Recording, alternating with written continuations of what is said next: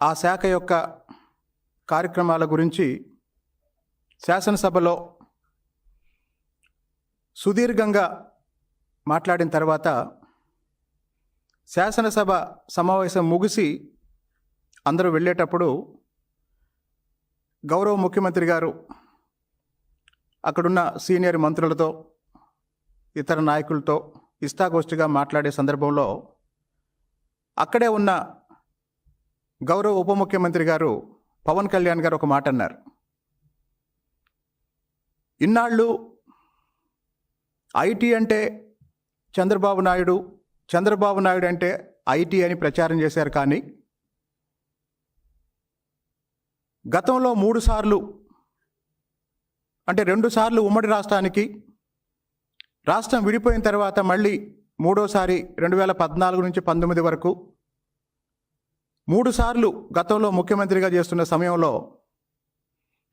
నీటిపారుదల శాఖకి అలాగే నీటి ప్రాజెక్టులకి రాష్ట్ర వ్యాప్తంగా అలాగే వ్యవసాయ రంగానికి చంద్రబాబు నాయుడు గారు చేసిన కృషి హైలైట్ కాలేదు. అది ప్రజల్లోకి వెళ్ళాల్సినంతగా వెళ్ళలేదు అని పవన్ కళ్యాణ్ గారు అభిప్రాయపడ్డారు. అలాంటి ఇంకొక ఉదాహరణ ఇప్పుడు గౌరవ ముఖ్యమంత్రి గారు 4వసారి ముఖ్యమంత్రిగా 16 నెలలుగా రాష్ట్రంలో కూటమి ప్రభుత్వం పనిచేస్తుంది. గతంలో ఏపీ అంటే ఏ అంటే అమరావతి, పి అంటే పోలవరం అనుకున్నాం. మధ్యలో 5 సంవత్సరాలు అమరావతిని, పోలవరాన్ని రెండిటిని విధ్వంసం చేసి మొత్తం రాష్ట్ర అభివృద్ధినే విధ్వంసం చేసిన పాలన చూసిన తర్వాత 2014, 2019 5 సంవత్సరాల్లో 72% పోలవరం ప్రాజెక్టుని చంద్రబాబు నాయుడు గారి నాయకత్వంలో పూర్తి చేస్తే, ఆ తర్వాత వచ్చిన వైసీపీ ప్రభుత్వం 5 సంవత్సరాల్లో 2% కూడా పూర్తి చేయని దారుణాన్ని మనం చూసాం.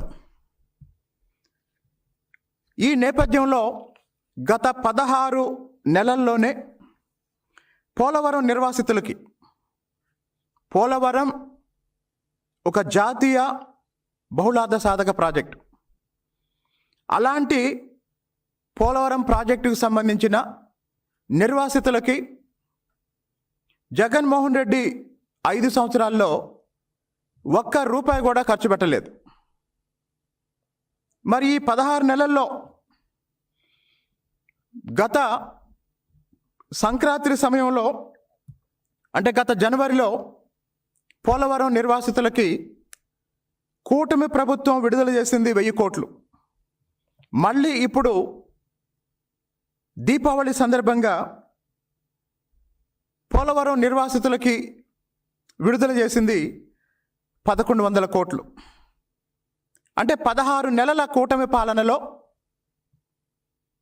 పోలవరం ప్రాజెక్టు నిర్వాసితులకి చంద్రబాబు నాయుడు గారి నాయకత్వంలో విడుదల చేసింది 2100 కోట్లు.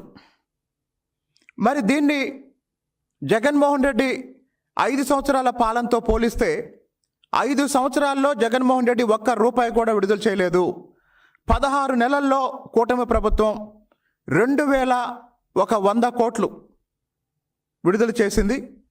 ఇది ప్రాజెక్టు పూర్తి చేయడానికి, నిర్వాసితుల్ని ఆదుకోవటానికి కూటమి ప్రభుత్వానికి జగన్మోహన్ రెడ్డికి ఉన్న తేడా అని ఈ సందర్భంగా తెలియజేస్తున్నాం. అలాగే 2019లో ప్రభుత్వం మారకపోతే, అంటే 2014 నుంచి 2019 వరకు 72% పూర్తయి అత్యంత వేగంగా పనులు జరుగుతున్న సమయంలో ఎన్నికలు జరిగాయి, ప్రభుత్వం మారింది. 2019లో తెలుగుదేశం పార్టీ గెలిచున్నట్లయితే పోలవరం ప్రాజెక్టు ఆ తర్వాత 1 సంవత్సరంలోనే పూర్తయి ఉండేది. కానీ జగన్మోహన్ రెడ్డి ముఖ్యమంత్రి అయిన తర్వాత కేవలం చంద్రబాబు నాయుడు గారికి పేరు రాకూడదు అన్న లక్ష్యంతో మొత్తం పోలవరం ప్రాజెక్టునే నాశనం చేసే క్రమంలో ముందు రివర్స్ టెండరింగ్ అన్నాడు.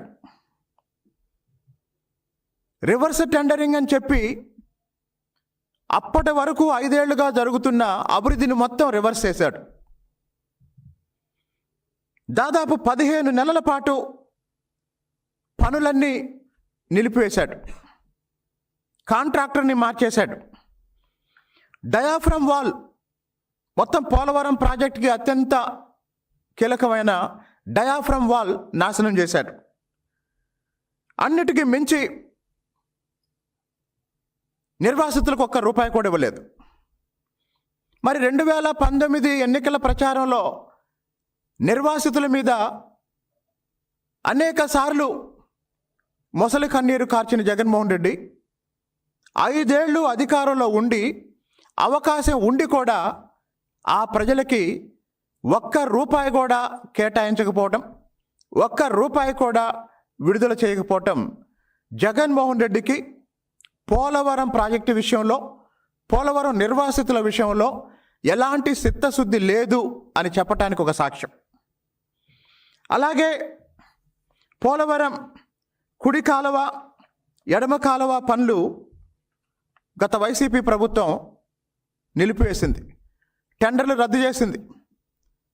వాస్తవానికి 5 సంవత్సరాల అధికారాన్ని ప్రజలు ఇచ్చినప్పుడు అభివృద్ధి చేయడం ద్వారా ప్రజల్ని మెప్పించి రాష్ట్రాన్ని ముందుకు తీసుకెళ్లే అవకాశం ఉన్నప్పటికీ టెండర్లు రద్దు చేసి పనులు నిలిపేయటం వల్ల ఇప్పుడు పోలవరం ఆలస్యం అవటానికి కారణం జగన్మోహన్ రెడ్డి.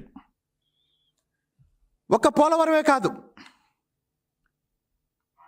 జగన్మోహన్ రెడ్డికి, ఆయన కుటుంబానికి రాజకీయ జీవితాన్ని ఇచ్చిన రాయలసీమ ప్రాజెక్టుల్లో కూడా ఎక్కడ జగన్మోహన్ రెడ్డి ఆ ప్రాజెక్టులు పూర్తి చేయటానికి ఎలాంటి ప్రయత్నం చేయలేదు.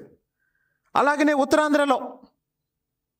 కాబట్టి మొత్తం మీద 5 సంవత్సరాల పరిపాలనలో నీటి పారుదలకు సంబంధించి రాయలసీమలో ఉన్న ప్రాజెక్టులు, ఉత్తరాంధ్రలో ఉన్న ప్రాజెక్టులు, అలాగనే అనేక ఇతర ప్రాజెక్టులు కూడా జగన్మోహన్ రెడ్డి గాలికి వదిలేశాడు.